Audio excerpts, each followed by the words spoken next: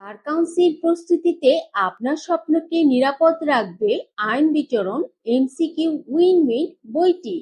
আইন বিচরণ MCQ win-win বইটি পরীক্ষার হলে আপনার ব্রেনকে রাখবে নিয়ন্ত্রণে। বইটি কিনে আপনি জিতবেন এক চান্সে আইনজীবী হতে। বইটি আপনার জন্য।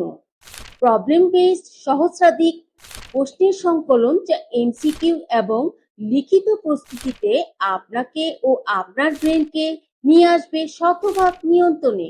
আইন বিচরণ এমসিকিউ উইন-উইন বইটি ধারালো কুঠার হিসেবে কাজ করবে। প্রত্যেকটি সাবজেক্ট ৯টি পার্টে লেখা হয়েছে, তাই আইন বিচরণ এমসিকিউ উইন-উইন নির্দেশিত টপিক এবং সংশ্লিষ্ট ধারাগুলি আপনার ব্রেইনে জলদি ইনস্টল করে নিন। কেবলমাত্র প্রশ্ন উত্তর পাঠটি ভালো করে পড়বেন। আশা রাখছি ৮০+ কমন পাবেন। সবগুলি সাবজেক্ট সহজ ভাষায় লেখা হয়েছে। এই সুবর্ণ সুযোগটি মিস করতে না চাইলে বইটি আজই কালেক্ট করে নিন। বার কাউন্সিল প্রস্তুতিতে সেরা প্রিপারেশন নিতে আইন বিচরণ এমসিকিউ উইন-উইন বইটি সাথে রাখুন। বইটি নীলক্ষেত আইনের লাইব্রেরি হতে সংগ্রহ করতে পারবেন অথবা সরাসরি কুরিয়ার করে নিতে ফোন করুন 019050000652 নম্বরে। আপনার স্বপ্নকে নিয়ন্ত্রণে রাখতে বইটি আজই অর্ডার করুন।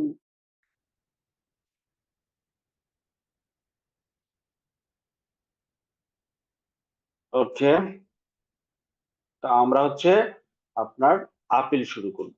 মূল ডিগ্রি থেকে আপিল, এটা বাদ দিয়েছিল। এটা এটা সুন্দর একটা আপনার চ্যাপ্টার। এখানে আমাদের বোঝারও অনেক কিছু আছে, এখান থেকে প্রশ্নও আসে, এমসিকিউ তেও আসে, লিখিততেও আসে। জাস্ট কনসেপচুয়াল প্রশ্ন আসবে, কোনো মুখস্থ কিছু আসবে না, আপনার বুঝতে হবে। তো প্রথমত আমার যে একটা বিষয়, দেওয়ানিতে আপনার আপিলের বিষয়টা আমরা যদি একটু ডিসকাশন করি, যে আপিলের আদালত কয়টা, এটা আমাদেরকে প্রথম জানতে হবে। আমরা প্রথমেই আদেশ করে ফেলবো না, আমাদের যেটা করতে হবে আপিলের বেসিক আইডিয়াটা করতে হবে, রিভিশন কি এটার একটু বেসিক আইডিয়া জানতে হবে, তারপর আমরা আপিল করবো।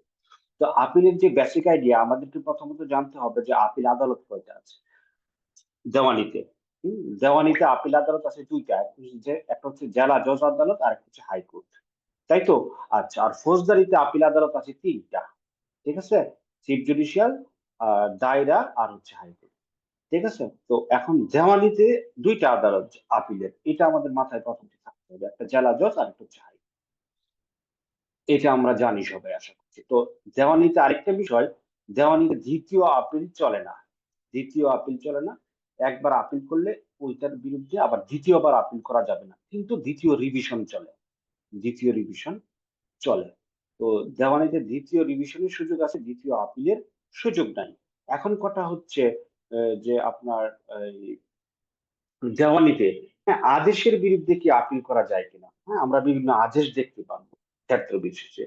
এখন আপনার আদেশের বিরুদ্ধে, সব আদেশের বিরুদ্ধে আপিল করা যায় না। কিছু কিছু আদেশ আছে যে সমস্ত আদেশের বিরুদ্ধে আপিল করা যায়, যেটা আমরা আদেশ 43-এর 25টা লিস্ট আছে, ওখান থেকে জানতে পারছি। তারপর আদেশ 104-এর কিছু বিষয় আছে, সেখান থেকে আমরা জানতে পারছি যে কিছু কিছু আদেশের বিরুদ্ধে আমরা রিভিশন না করে আপিল করবো, এটা করা যায়। আচ্ছা, তো তো এখন আপনার আহ, আপিল আদালতের আদেশের বিরুদ্ধে, এখন আপিল আদালতের ধরেন যে, এখন প্রশ্ন হচ্ছে অন্য, আমার প্রশ্ন হচ্ছে এখন অন্যটা। আমরা তো জানি যে আদেশের বিরুদ্ধে আপিল করা যায়, তো ওইটা কোন আদেশ? ওটা যে কোনো আদালত হতে পারে, সহকারী জজ আদালত হতে পারে, সিনিয়র সহকারী জজ আদালত হতে পারে, যুগ্ম জেলা জজ আদালত হতে পারে, ঠিক আছে? এই এই সমস্ত আপনার আদালতের আদেশের বিরুদ্ধে কি করা যায়? আপিল করা যায়, যেটা আমাদের ক্ষমতা দিচ্ছে 43-এর 1 বিধি আর 104 আদেশ। এখন আমার প্রশ্ন হচ্ছে, একটু ক্রিটিক্যাল প্রশ্ন, সেটা হচ্ছে যে আপিল আদালতের আদেশের বিরুদ্ধে আপিল দায়ের করা যায় কিনা। যেহেতু আমরা এখন আপিল আহ, নিয়ে পড়তেছি, ঠিক আছে? আপিল আদালতের আদেশের বিরুদ্ধে আপিল দায়ের করা যায় কিনা, মানে ধরেন যে নিম্ন আদালত রায় দিল, আপিল আদালতে গেল, ঠিক আছে? সহকারী জজ দিল, আপিল আদালতে গেল, অথবা জেলা জজ দিল, হাইকোর্টে গেল, এরকম। এখন কথা হচ্ছে যে আপনার ধরেন যে আপিল আদালতের কোন একটা আদেশের বিরুদ্ধে আপনার আবার আপিল করা যাবে কি, এটা হচ্ছে প্রশ্ন। এটা লিখে রাখেন, একটু পরে উত্তর দিব আমি। আপনাদের কি মনে হয় আপিল আদালতের আদেশের বিরুদ্ধে আপিল করা যাবে কিনা? যদি যায়, কয়েকটা যুক্তি দেখাইতে হবে যে কিভাবে আপিল আদালতের আদেশের বিরুদ্ধে আপিল করা যাচ্ছে। ঠিক আছে, বুঝছেন প্রশ্নটা? বুঝছেন? প্রশ্নটা আগেই ছুড়ে মারলাম, ক্লাসের শুরুর আগে আমি একটা প্রশ্ন ছুড়ে মারলাম, যে প্রশ্নটা হচ্ছে আপিল আদালতের আদেশের বিরুদ্ধে আপিল দায়ের করা যায় কিনা। ঠিক আছে, প্রশ্নটা কি বুঝছেন কিনা একটু ওটা কি বলেন, স্যার তারপরে আমরা দ্বিতীয় শুরু দ্বিতীয় করব। আপিল বুঝাইলেন নাকি? হ্যাঁ, আপিল আদালতের আপিল দ্বিতীয় আপিল এটা বুঝাইলে হইলো নাকি? না না, দ্বিতীয় আপিল না। আপিল আদালতের আদেশের বিরুদ্ধে আপিল করা যায় কিনা, আমি তো বলতেছি দ্বিতীয় আপিল করা যায় না। ঠিক আছে, আর জি আদেশ, সরি সরি এটা এটা যুক্তি আদেশের বিরুদ্ধে বিরুদ্ধে আপিল ওইটা করা একটু যায় লিখে স্যার। আচ্ছা এটা মাথায় রাখেন, উত্তর পরে পাবেন আর আর কি। এখানে তো প্রথমে তো আপিল। আচ্ছা পড়তে থাকি, ঠিক আছে। আচ্ছা, তো আপিল কি? আপিল হচ্ছে আপনার উচ্চ আদালত কর্তৃক নিম্ন আদালতের সিদ্ধান্তের বিরুদ্ধে একটা পর্যালোচনা, এটা হচ্ছে আপিল। ঠিক আছে, আপিল খারিজ আদেশের বিরুদ্ধে আপিল করা যায় না, তবে রিভিশন দায়ের করা যায়। আর হচ্ছে দেওয়ানিতে কি দ্বিতীয় আপিলের সুযোগ নাই। ঠিক আছে, দেওয়ানিতে দ্বিতীয় আপিলের সুযোগ নাই। এখন আপিলের পদ্ধতি কি? আপিলের একটা মেমোরান্ডাম আছে, সেই মেমোরান্ডামে আপিলকারী বা তার আইনজীবী কর্তৃক স্বাক্ষরিত হতে হবে আপিলটা। তাহলে আপিলের মেমোরান্ডাম আপিলকারী অথবা তার আইনজীবী কর্তৃক স্বাক্ষরিত হতে হবে। আরেকটা ইস্যু হচ্ছে বিধি একে বলছে 41 হাদিসের বিধি একে। আরেকটা ইস্যু হচ্ছে যে ডিক্রি বা রায়ের বিরুদ্ধে আপিল করব, সেই ডিক্রি বা রায়ের জাবেদা নকল সহ আপিল দায়ের করতে হবে। এটা তো আমরা সবাই জানি। ধরেন নিম্ন আদালত একটা ডিক্রি দিছে, ওই ডিক্রির কি জাবেদা নকল সহ আপিলটা দায়ের করতে হবে।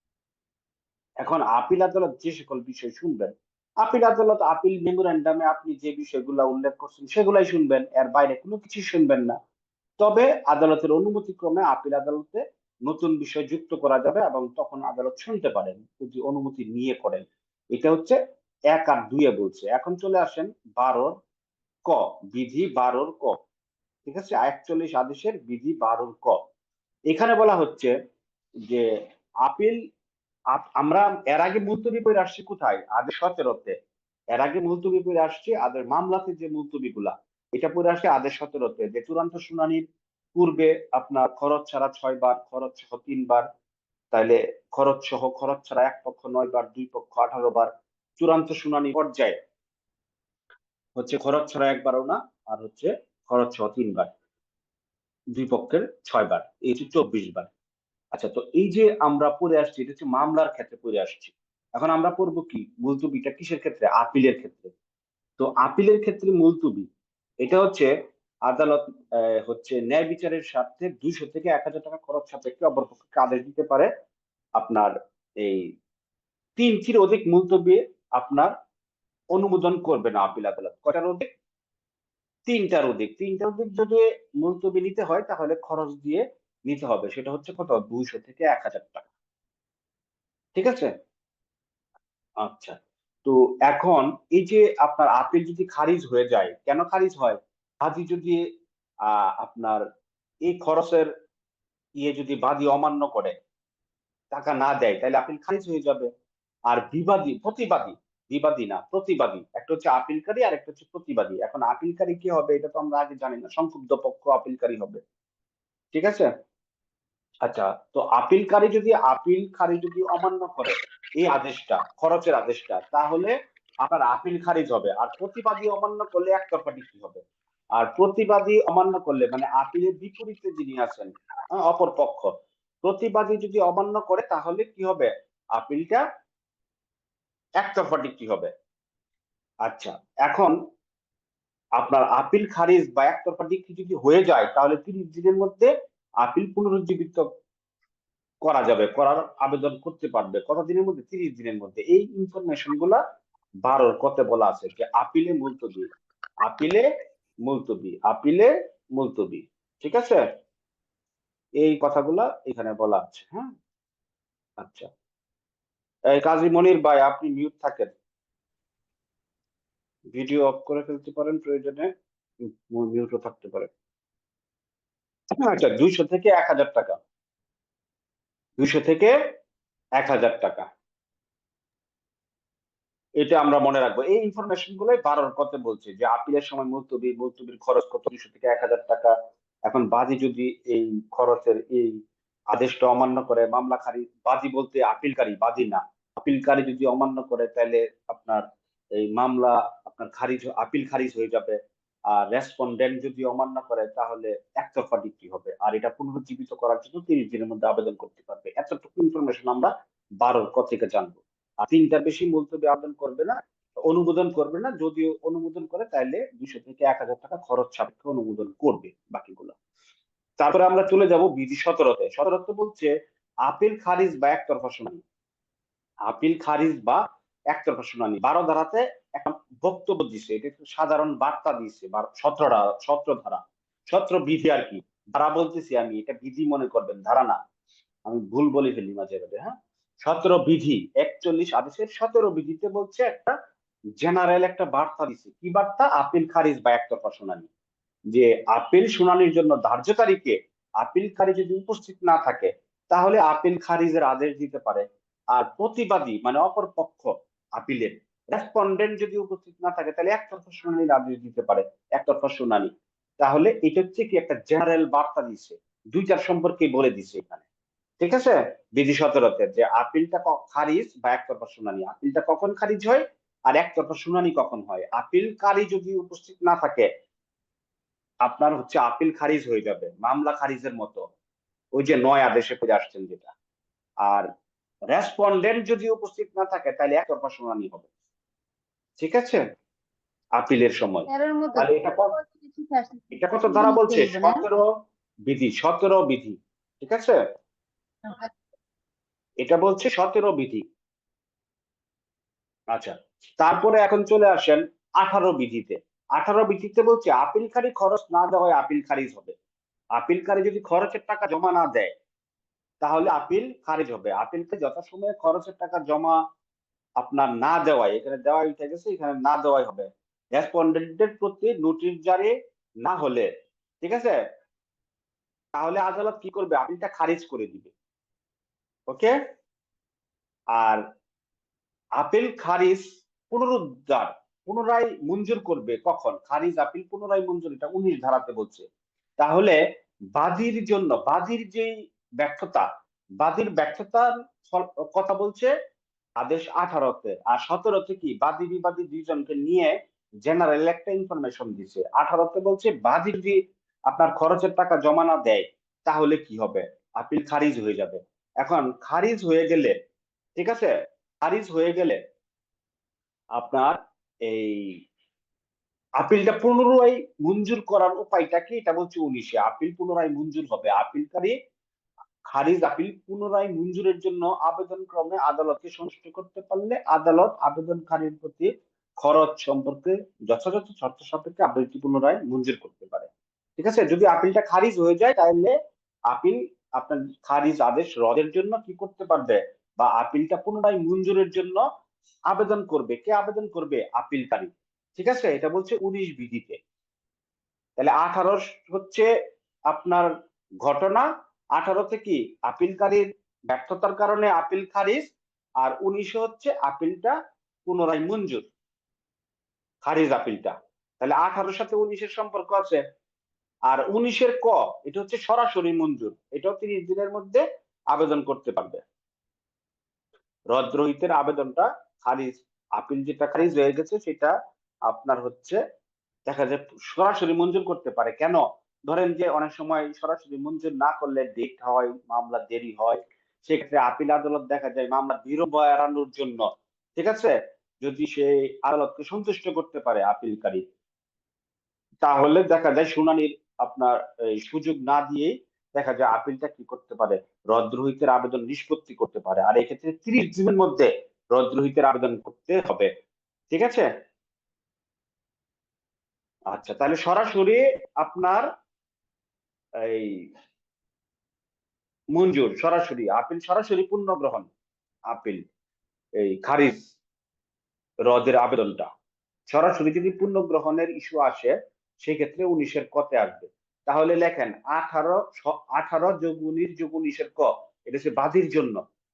বাদীর জন্য এগুলা লিখিত পরীক্ষায় আসবে, এমসিকিউতে আসবে।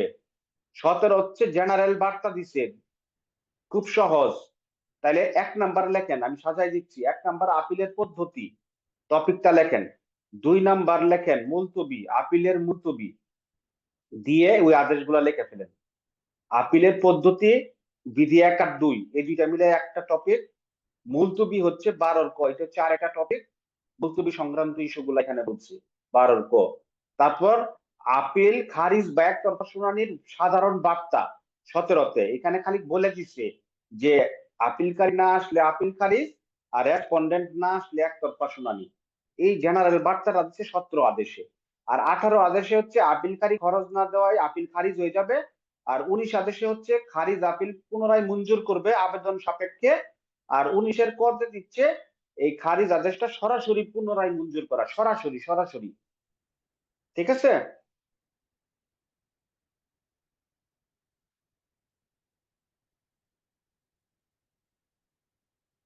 আদালত কি করতে পারে? সরাসরি পুনর্গ্রহণ করতে পারে। এই হচ্ছে 19-এর ক। স্যার আবার বলুন স্যার, স্লটটা। এতবার বলতে হবে কেন? একটা হচ্ছে আপিল মেমোরেন্ডাম বা আপিলের পদ্ধতি, আপিলটা কিভাবে করবেন, মেমোরেন্ডাম আকারে করবেন। আপিলের মেমোরেন্ডামে কি কি থাকবে এই বিষয়গুলো দেওয়া আছে। একটা হচ্ছে আপিলের পদ্ধতি বা মেমোরেন্ডাম 1 আর 2। তারপর মুলতবি, কি মুলতবি? মামলা মুলতবি না আপিল মুলতবি? আপিলের মুলতবি। আপিলের সময় মুলতবির বিধানটা কি? এখন পরীক্ষায় যদি আসে আপিলের মুলতবির বিধান কোন ধারাতে দেওয়া আছে? 41-এর 12 ক, 17-র বিধি 1 কি দিবেন? এমসিকিউ 17 আদেশ দিলে কিন্তু হবে না, ওটা হচ্ছে মামলার মুলতবি। আর এটা হচ্ছে আপিলের মুলতবি 12 ক। এগুলো খেয়াল রাখেন, খালি মুলতবি পাই এই শর্ত দাঁড়ানি শুরু করেন না। এটা হচ্ছে আপিলের মুলতবি, আপিলের সময় মুলতবি হয়। আচ্ছা, আর এটা হচ্ছে মুলতবির সাধারণ বার্তা, মুলতবি না, আপিল খারিজ অথবা একতরফা শুনানির সাধারণ বার্তা 17টা। মানে এখান থেকেই উৎপত্তি হয়েছে, শুরু হয়েছে। বলছে কি কারণে আপিল খারিজ হয়, কি কারণে একতরফা শুনানি হয়। তারপর বাদীর ব্যর্থতার কারণে আপিল খারিজ পুনরায় মঞ্জুর, সরাসরি পুনরায় মঞ্জুর। তো বাদীর ব্যর্থতার কারণে আপিল খারিজ হয় 18-তে বলছে খারিজ আপিল মঞ্জুর আবেদন সাপেক্ষে। 19-এ বলছে আর এটা হচ্ছে সরাসরি মঞ্জুর, রদ্রহিতের আবেদনটা সরাসরি। 19-এর কতে, কতে সবসময় সরাসরি। ওই যে 9 আদেশে পড়ে আসছেন না, ওইটার মতো। আচ্ছা, তাহলে বাদীর শেষ। এখন বিবাদীর ব্যর্থতার কারণে কি কি হয় এটা দেখবো 21 আর 21-এর কতে। 21-এর কটা আমি এখানে আনি নাই, আপনারা 21-এর কটা একটু লেখা রাখেন। আচ্ছা, 21-এ বলছে কি আপিল একতরফা ডিক্রির ক্ষেত্রে পুনরায় শুনানি। আপিলটা যদি একতরফা ডিক্রি হয়ে যায় সেই ক্ষেত্রে পুনরায় শুনানি করা যাবে, এটা বলছে কোথায়? 21-এ। আপিল একতরফা ডিক্রির ক্ষেত্রে পুনরায় শুনানি। আপিলটা যদি একতরফা ডিক্রি হয়ে যায়, একতরফা ভাবে নিষ্পত্তিকৃত আপিল পুনরায় শুনানির জন্য দেখা যায় আদালতকে সন্তুষ্ট করতে পারলে আপনার 21 আদেশে বলছে যে আপনি পুনরায় আপিল রেসপন্ডেন্ট যিনি আছে, ঠিক আছে, উনি হচ্ছে আপনার আপিলটা পুনরায় করতে পারবে, শুনানির দিন ধার্য করে আপিলটাকে আপনার পুনরুজ্জীবিত করার জন্য আপনার শুনানি করতে পারবে। যেটা হচ্ছে 19-এ ছিল কার? আপিল পুনর্গ্রহণ, বাদীর খারিজ আপিল পুনরায় মঞ্জুর। আর এটা হচ্ছে একতরফা ডিক্রি যদি হয়ে যায়, সেই একতরফা ডিক্রি থেকে বাদ দিয়ে বাতিল করে আবার পুনরায় শুনানি এবং করার জন্য আবেদন করতে পারবে 21 আদেশে। আর 21-এর কতে হচ্ছে সরাসরি, 21-এর কতে 3000 টাকা জরিমানা দিয়ে, 3000 টাকা দিয়ে সরাসরি একতরফা ডিক্রি রদের আবেদন করতে পারবে। আর এটা হচ্ছে আবেদন করে 21-এ। আর 21-এর কতে হচ্ছে 3000 টাকা জমা দিয়ে সরাসরি একতরফা ডিক্রি রদের আবেদন করতে পারবে। 21-এর কতে 3000 টাকা লেখা রাখেন।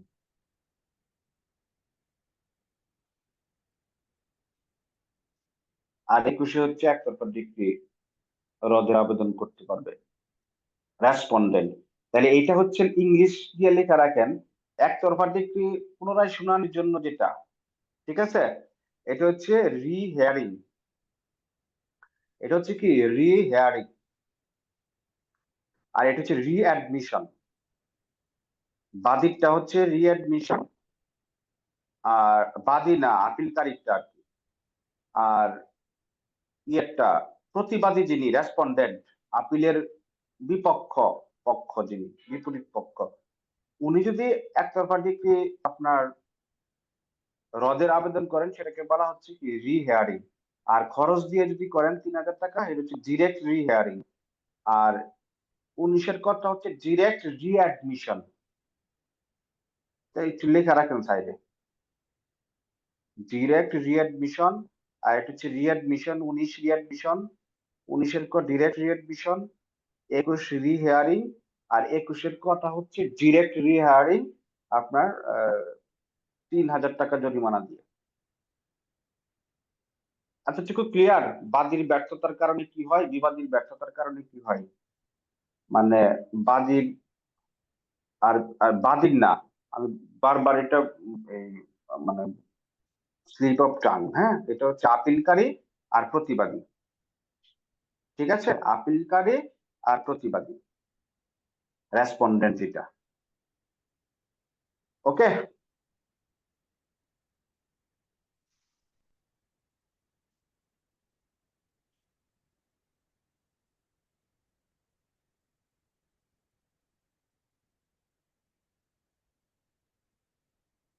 তাহলে আপিলকারী যদি না আসে এটার ফলাফল, আর প্রতিবাদী যদি না আসে এটার ফলাফল, এইগুলা আমরা কি জেনে গেলাম। এখন আমরা দেখব যে মোকদ্দমা পুনর্বিচারের জন্য নিম্ন আদালতে আবার প্রেরণ করা, রিমান্ড ফর ফ্রেশ ট্রায়াল, এটা 23 বিধিতে বলছে রিমান্ড ফর ফ্রেশ ট্রায়াল। এটা কোথায় বলছে? 23 বিধিতে রিমান্ড ফর ফ্রেশ ট্রায়াল। আচ্ছা, এখন আমি শুরুতে একটা প্রশ্ন করছিলাম আপনাদেরকে, এখন এই প্রশ্নটা লেখেন, আপনি এটা এখনই পেয়ে যাবেন, যে আপিল আদালতের আদেশের বিরুদ্ধে আপিল দায়ের করা যায় কিনা। এটা আমি আপনাদেরকে একটা প্রশ্ন ছুড়ে মারছিলাম, যে আপিল আদালতের আদেশের বিরুদ্ধে আপিল দায়ের করা যায় কিনা।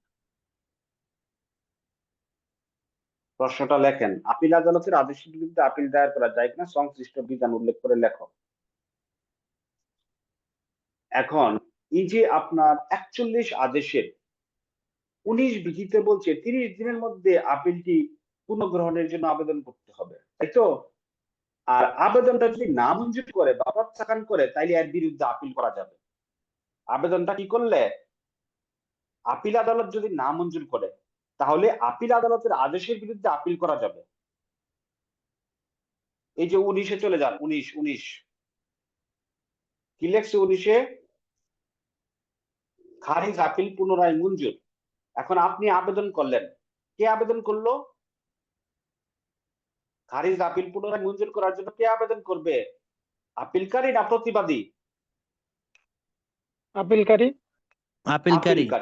এখন আপিলকারী আবেদন করলো, কিন্তু আপিল আদালত আবেদনটা না মঞ্জুর করলো। এই ক্ষেত্রে আপিলকারীর মানে ইয়াটা কি, মানে প্রতিকারটা কি? এই ক্ষেত্রে আপিলকারী আপিল আদালতের এই যে এই আদেশটা, সব আদেশে হয় না, এই যে এই আদেশটা, এই আদেশের বিরুদ্ধে যদি নামঞ্জুর হয় তাহলে আপিলকারী এই আদেশের বিরুদ্ধে আপিল করতে পারবে। উক্ত আবেদন নামঞ্জুর করলে, ঠিক আছে, মানে খারিজ খারিজ ইয়া আপিল পুনঃগ্রহণের জন্য আবেদন করছে, আপিলকারীর ব্যর্থতার বা ত্রুটির কারণে আপিল খারিজ হয়ে গেছে, এখন আপিলটা পুনঃগ্রহণের জন্য কি আবেদন করছে, যে খারিজ আদেশটা রদ করে দেন, রদ করে আপনি আপিলটা কি করেন, পুনরায় গ্রহণ করেন। এখন আদালত কি করছে, নামঞ্জুর করে দিছে। এই যে খারিজ আপিল পুনরায় মঞ্জুরের আবেদন করছেন, আদালত নামঞ্জুর করে দিছে, এই নামঞ্জুরের আদেশের বিরুদ্ধে আপনি আপিল করতে পারবেন। এটাই বলছি যে আপিলকারীর আদেশের বিরুদ্ধে আপিল করা যাবে কিনা। আমরা তো জানি দ্বিতীয় আপিল করা যায় না, তাই না? এখন এটা ওই প্রশ্নটাও না, এটা হচ্ছে অন্য আরেকটা প্রশ্ন, কিন্তু এটা কি পরীক্ষায় আসলে দেখা যায় আপনার কনফিউশন হয়ে যেতে পারে, যে আপিল আদালতের আদেশের বিরুদ্ধে আপিল করা যায় কিনা, এটা আবার কোথায় বলছে। তাইলে দেখেন, এখন আমরা কোন আদালতের বিষয় পড়তেছি? মূল ডিগ্রি হতে আপিল, বিচারটা কই হচ্ছে একটু বোঝার চেষ্টা করেন, বিচারটা কোথায় হচ্ছে? দেওয়ানি আপিল আদালতে কোর্টে আরে আপিল দেওয়ানি আদালতে আদালত তো এটা সবাই জানে, দেওয়ানি আদালত আপিল আদালতে স্যার। আপিল আদালতে স্যার। জেলা আপিল আদালতে জেলা জজ হচ্ছে, অথবা হাইকোর্ট। আপিল আদালতে হচ্ছে, তাই তো? তো আপিল আদালত যদি আদেশ দেয়, কি আদেশ দিছে, কি আদেশ দিছে? নামঞ্জুর, নামঞ্জুর। আপিল নামঞ্জুর করছে। আপিল নামঞ্জুর। এখন এখন এখন হচ্ছে আমার প্রশ্ন হচ্ছে, আপিল যদি নামঞ্জুর হয়ে যায় আপিল আদালতে, হ্যাঁ, খারিজ আপিলটা, এখন যে আপিলটা খারিজ করে দিছে আর কি, এখন প্রশ্ন হচ্ছে যে এই নামঞ্জুরের বিরুদ্ধে আপিল যেটা আপনার খারিজ করে দিছে, খারিজ আপিলটা আপনার নামঞ্জুর করার জন্য তো আবেদন করছেন, খারিজ আপিলটা রদ করার জন্য, মানে আপিলটা পুনরায় বহাল রাখার জন্য। এখন এটা যদি আবেদনটা যদি নামঞ্জুর করে দেয়, খারিজ আপিল রদের আবেদনটা, সেক্ষেত্রে আপনার আপিলকারী কি করবে? আপিলকারী আপিল করতে পারবে। আবেদন নামঞ্জুর করে দিলে বা সাপেক্ষে প্রত্যাখ্যান করলে এই আদেশের বিরুদ্ধে আপিল করতে পারবে, নামঞ্জুর আদেশের বিরুদ্ধে। বুঝছেন কিনা? জি হ্যালো, স্যার, শর্ত সাপেক্ষে, জি স্যার, শর্ত বুঝছি সাপেক্ষে স্যার। আপিল করতে পারি হ্যাঁ, 1941 আদেশের আপিল 19 করতে বিধি পারবে। মোতাবেক তাইলে চলবে। তাইলে এটা কি বলা যায় না যে আপিল আদালতের আদেশের বিরুদ্ধে আপিল? ইয়েস। তাহলে পরীক্ষায় যদি আসে যে আপিল আদালতের নিচের কোন আদেশের বিরুদ্ধে আপিল করা যাবে, এমসিকিউতে কি আসে? আপিল আদালতের নিচের কোন আদেশের বিরুদ্ধে, ধরেন 19 আদেশ দিয়ে দিল, আবার এখানে কিন্তু 21 আদেশও দিতে পারে, ওইটার বিরুদ্ধে আপিল করা যাবে। আরো 2টা দিয়ে দিল, যে আদেশের বিরুদ্ধে আপিল করা যাবে না, সেই ক্ষেত্রে আপনাকে এগুলো দেখাইতে হবে, বুঝতে হবে। লিখিত পরীক্ষায় চলে আসতে পারে 5 মার্কের বা 3 মার্কের, যে আপিল আদালতের আদেশের বিরুদ্ধে আপিল করা যাবে কিনা। যদি যায়, কখন যাবে, 2-1টা উদাহরণ দিয়ে বুঝায় দাও। তখন আপনি কি এই 19 বিধিটা নিয়ে নেবেন, 41 আদেশে 19 বিধি, যে খারিজ আপিল পুনরায় মঞ্জুর, আপনার এর আবেদন করছে, আদালত যদি না মঞ্জুর করে তাহলে ওই আদেশের বিরুদ্ধে কি করা যাবে, আপিল করা যাবে। এটা হচ্ছে আপিল আদালতের আদেশের বিরুদ্ধে আপিল। আচ্ছা, এখন হচ্ছে আপিল আদালতের একতরফা ডিক্রির বিষয়টাতে আমরা চলে আসি। এখন 19-এ চলে যান। রেসপন্ডেন্ট যদি হাজির না হয়, কি কে হাজির না হয়? রেসপন্ডেন্ট মানে প্রতিবাদী, অথবা যদি অনুপস্থিত থাকে, তাহলে আদালত কি করবে? আপিলটা একতরফা শুনানি করবে। ওই যে মামলার মতো, মামলা যেমন একতরফা শুনানি করে, আপিলটাকেও কি করবে? একতরফা শুনানি করবে। তো এখন এই যে আপনার একতরফা শুনানি করলো, ঠিক আছে, এখন প্রতিবাদী আপিলটাকে পূর্ণ শুনানির জন্য কি করবে? আবেদন করবে। এখন আদালত যদি এই পূর্ণ শুনানি প্রত্যাখ্যান করে, তাহলে এই ন্যায়মঞ্জুর আদেশের বিরুদ্ধে আপনার আপিল করা যাবে। পূর্ণ শুনানির আবেদনটা কি করছে আদালত? নামঞ্জুর করে দিছে, যেটা প্রতিবাদী করছে, একতরফা ডিক্রি হয়ে গেছে, একতরফা ডিক্রি রদের জন্য রদ করে পূর্ণ শুনানির আবেদন করছে, যাতে একতরফা ডিক্রিটা রদ করে এবং পূর্ণ শুনানির সুযোগ দেয়। এখন আদালত কি করছে? আপিল আদালত এই আবেদনটা নামঞ্জুর করে দিছে। তাহলে আপিল আদালতের এই যে একতরফা ডিক্রি পূর্ণ শুনানির আবেদন নামঞ্জুর করে দিছে, এই নামঞ্জুর আদেশের বিরুদ্ধে আপিল করা যাবে। মানে আপিল আদালত কোনো আপিলযোগ্য আদেশ দিলে সেক্ষেত্রে আপিল করা যাবে। আর এগুলা কি আপিলযোগ্য আদেশ। এখন চলে আসেন 43 আদেশে, কিভাবে এটা হয়েছে এখন দেখেন। এখানে ওখান থেকেই প্রশ্নটা এখানে আসছে, ক্রিটিক্যাল প্রশ্ন, কিন্তু সহজ, ম্যাথমেটিক্স এর মতো, এগুলো বুঝে পড়তে হবে। এখন চলে আসেন, এই যে দেখেন 41 আদেশ, দেখেন এটা কি, এটা কি আদেশের বিরুদ্ধে আপিল না? কথা বলেন, কি কিসের বিরুদ্ধে? 43টা আপিলযোগ্য আদেশের আদেশের বিরুদ্ধে বিরুদ্ধে। আপিল। এখন আদেশের দেখেন বিরুদ্ধে। আদেশের বিরুদ্ধে আপিল করা যায়। দেখেন, আপিল পুনরায় মঞ্জুর করতে অস্বীকার করে যদি আদেশ দেয়, কি দেখছেন? অথচ আপনারা এটা পড়ে আলাইছেন কিন্তু 43, কিন্তু এই প্রশ্ন কিন্তু মাথায় ঢুকতেছে না আপনাদের। আপিল পুনরায় মঞ্জুর করতে অস্বীকার করে আদেশ দিলে সেই আদেশের বিরুদ্ধে কি করা যাবে? বুঝতেছেন না? আপিল করা যাবে সাথে সাথে। আপিল করা যাবে। তাইলে দেখেন আপিল পুনরায় মঞ্জুর করতে অস্বীকার করে আদেশ দেয়, কি দেয়? অস্বীকার দেয়, আদালত অস্বীকার করে আর কি, যে না মঞ্জুর করা যাবে না। তাইলে এটার বিরুদ্ধে কি করা যাবে? আপিল করা যাবে অস্বীকার করে আদেশ দিলে। আপিল করা যাবে। এখন এই যে দেখেন, এটা কি 43 আদেশের, কত আদেশের? 43 43 আদেশ। আদেশে বলে দিচ্ছে কোন বিধি, এই যে 41 আদেশের 19 বিধির থেকে যে আপনার নামঞ্জুরের যদি করে, কি নামঞ্জুর করবে? 19 বিধিতে আছেই যে আপিলকারী আপনার আপিলটা এই খারিজ আদেশ রদের আবেদন করছে, ওরা পুনরায় শুনানি করতে বলতেছে। এখন আদালত কি করছে? নামঞ্জুর করে দিচ্ছে, অস্বীকার করছে। তাহলে এটার বিরুদ্ধে আপিল করা যাবে, যদিও এটা একটা আদেশ। তাইলে আপিল আদালতের আদেশের বিরুদ্ধে আপিল করা যাচ্ছে না। আর বাকিগুলা কি আপিল আদালত?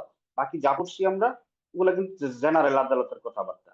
এখন এইটা হচ্ছে আপিল সংক্রান্ত বিষয়, আপিল আদালতের কথাবার্তা। এই জন্য ওই আপিল আদালতের আপনার এই আদেশের বিরুদ্ধে আপিল করা যাবে কিনা, এই প্রশ্নটা এইভাবে আসতে পারে, আসলে আপনারা এই রেফারেন্স দিয়ে লিখবেন।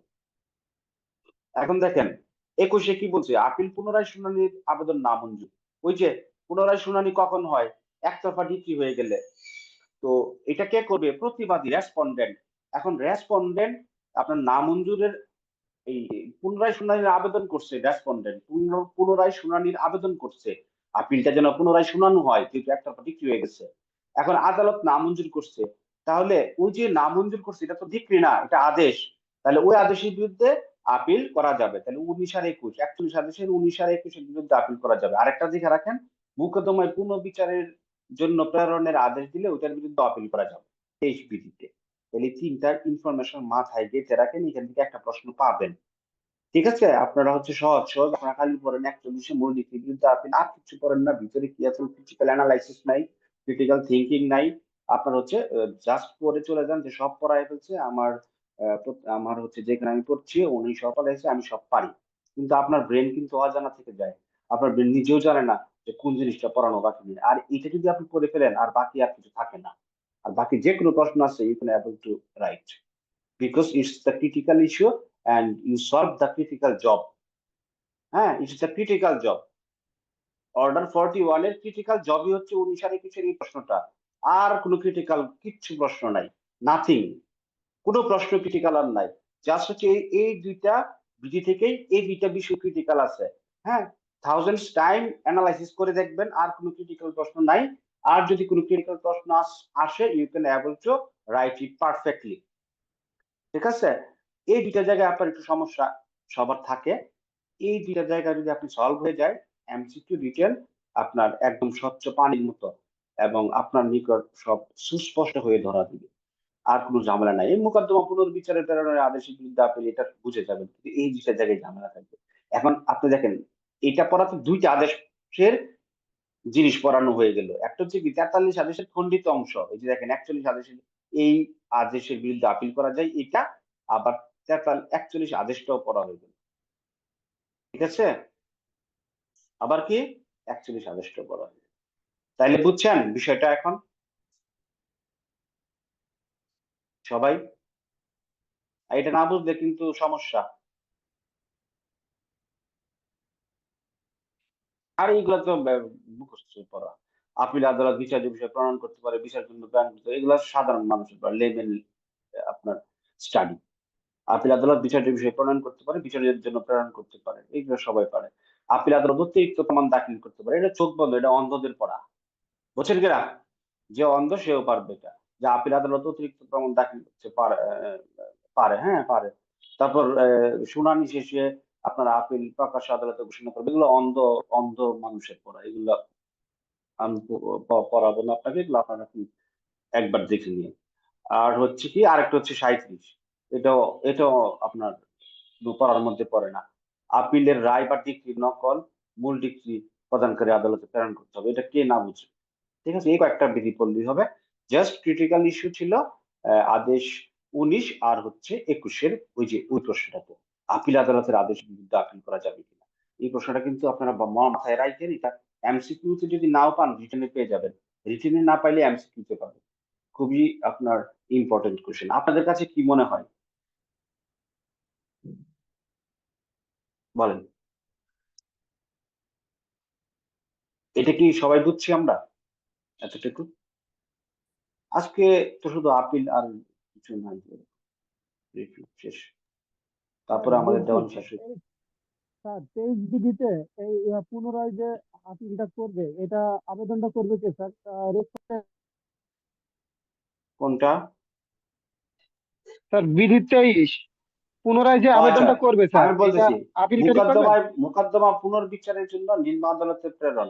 এখানে আপিল আদালত যদি উপযুক্ত মনে করে তাহলে পুনর্বিচারের জন্য এর জন্য মোকদ্দমা নিম্ন আদালতে প্রেরণ করতে পারেন। এটা হচ্ছে রিমান্ড ফর ফ্রেশ ট্রায়াল। যদি আপনার হচ্ছে মামলার মধ্যে কোনো ঝামেলা থাকে, বিচার্য ইস্যুতে বিচারের মধ্যে যদি কোনো আপনার ফাঁকফোকর থাকে, বা যদি মনে হয় যে বিচারটা সঠিকভাবে করা হয়নি, তাহলে আপিল আদালত আপনার কোনো পক্ষের আবেদনও করতে পারে, অথবা দেখা গেল আপিল আদালত নিজে থেকেও কি করতে পারে, এই রিমান্ড ফর ফ্রেশ ট্রায়ালের জন্য পাঠাতে পারে।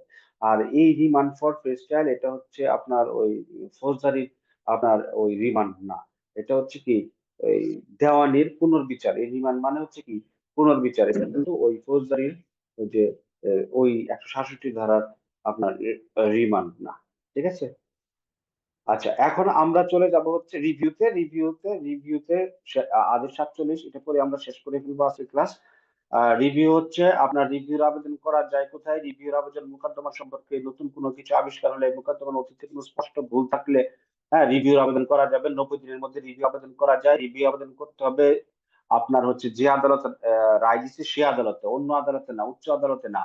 ঠিক আছে? যে আদালত রায়টা দিবে সে আদালত, সহকারী দিলে সহকারী, সিনিয়র সহকারী দিলে সিনিয়র সহকারী। আর রিভিউটা কোথায় করা যায়? যেখানে আপিলের বিধান আছে কিন্তু আপিল করা হয় নাই, সেখানে রিভিউ করা যায়। ঠিক আছে? যেখানে আপিলের বিধান আছে, আপিল করা হয়নি। আর যে আদালত রিভিউ দিবে সে আদালতে রিভিউর আবেদন করতে হবে। দিয়ে বলা আছে রিভিউ মঞ্জুর বা না মঞ্জুর। আদালত যদি মনে করে যে রিভিউ এর যথেষ্ট কারণ আছে তাহলে মঞ্জুর করতে পারে, আর যদি মনে করে যে যথেষ্ট কারণ নেই, না মঞ্জুর করতে পারে। ঠিক আছে? আদালত উপযুক্ত কারণে রিভিউর আবেদন প্রত্যাখ্যানও করতে পারে। আর রিভিউর ক্ষেত্রে আর কি, রিভিউ মঞ্জুর বা না মঞ্জুরের ক্ষেত্রে আপত্তি। রিভিউর আবেদন মঞ্জুর করলে তার বিরুদ্ধে আপিল করা যায়। রিভিউর আবেদন মঞ্জুর করলে যদি কোনো পক্ষ সংক্ষুব্ধ হয় আপিল করতে পারবে। আর রিভিউর আবেদন না মঞ্জুর করলে তার বিরুদ্ধে আপিল করা যায় না, রিভিশন করা যায়। এটা মনে রাখার জন্য একটা টেকনিক বলছিলাম, যে মঞ্জুর না, না মঞ্জুর। না মঞ্জুরের মধ্যেও দৈন্তান্ন আছে, রিভিশনের মধ্যেও দৈন্তান্ন আছে। তাহলে রিভিউর আবেদন না মঞ্জুর করলে সংক্ষুব্ধ পক্ষ রিভিশন করবে, আর মঞ্জুর করলে মঞ্জুরের মধ্যে কোনো দৈন্তান্ন নাই। ঠিক আছে? তাইলে এটার বিরুদ্ধে আপিল করা যাবে। এটা হচ্ছে টেকনিক, ক্রিটিক্যাল টেকনিক। কারণ সবকিছু মনে রাখা যাবে না, কোনটা মঞ্জুরের আপিল, না মঞ্জুরের রিভিশন, এগুলো মুখস্থ করলে আপনি দেখবেন পরীক্ষা হলে নিশ্চিত প্যাচ লাগাইবেন। আর এটা হচ্ছে প্যাচ লাগানোর মতোই বিষয়, কারণ আপিল মঞ্জুর না মঞ্জুর আছে, রিভিশন মঞ্জুর না মঞ্জুর আছে, রিভিউ মঞ্জুর না মঞ্জুর আছে। এখন কোনটার মধ্যে কি লাগাবেন? এখন আপনি লাস্টে এইটাই মনে রাখেন যে রিভিউ না মঞ্জুর। দেখেন, রিভিউ না মঞ্জুর, না মঞ্জুরের দৈন্তান্ন আছে, আর রিভিউতে তো রিভিউ, তো রিভিউ নামঞ্জুরে কি রিভিশন, দৈন্তান্ন রিভিশনে আছে। আর মঞ্জুরে দৈন্তান্ন নাই, তার মানে কি রিভিউ মঞ্জুর হলে এর বিরুদ্ধে সংশ্লিষ্ট পক্ষ আপিল করতে পারবে। শেষ। আচ্ছা, আর হচ্ছে রিভিউর প্রদত্ত ডিগ্রি বা আদেশের বিরুদ্ধে রিভিউ করার জন্য কোনো আবেদন করা যাবে না। রিভিউ যদি একবার দিয়ে দেয়, দ্বিতীয়বার রিভিউ করা যাবে না। একবার রিভিউ দিয়ে দিলে পুনরায় রিভিউর আবেদন করা যাবে না। বুঝতে পারছেন?